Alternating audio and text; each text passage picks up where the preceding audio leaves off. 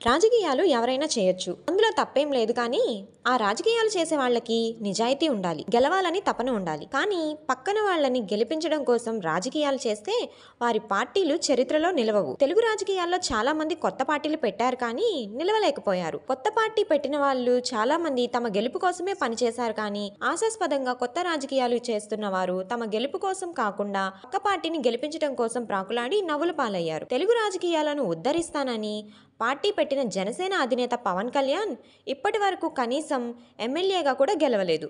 ఎందుకంటే జనసేన పార్టీ గెలుపు కంటే పక్క పార్టీ అయిన టీడీపీని గెలిపించడం కోసం అతను ఆరాటపడుతున్నాడు. జనసేన అధినేత పవన్ కళ్యాణ్ కోసం పనిచేయడానికి ఎవరు ఎందుకు ముందుకు రావడం లేదు? ఎందుకంటే తమ నాయకుడిని ముఖ్యమంత్రి అయితే బాగుంటుంది అని కోరుకునే జన సైనికుడు పనిచేస్తాడు. అలా కాకుండా పక్క వాళ్ళని ముఖ్యమంత్రి చేయాలని నాయకుడు కోసం ఎవరు పనిచేస్తారు చెప్పండి?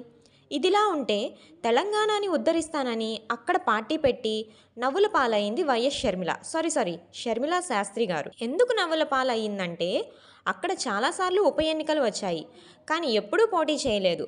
అంతేకాకుండా సాధారణ ఎన్నికల్లో ఆవిడ పోటీ చేస్తుంది, వైఎస్ఆర్ పేరు నిలబెడుతుంది అనుకుంటే పోటీ చేయకుండానే చేతులెత్తేసింది. దాంతో వైఎస్ఆర్ అభిమానులు చీకొట్టారు.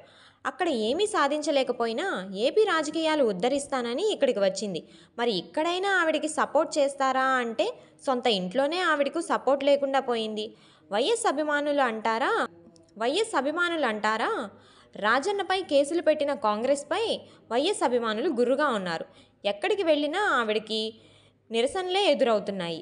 దీంతో ఈ ఇద్దరి రాజకీయం ఎవరికీ అర్థం కాక ఈ ఇద్దరు రాజకీయాలు చేయడానికి వచ్చారా, పక్కవారికి పల్లకి మోయడానికి వచ్చారా అన్నట్లు వీళ్ళని చూసి నవ్వుకుంటున్నారు ప్రజలు.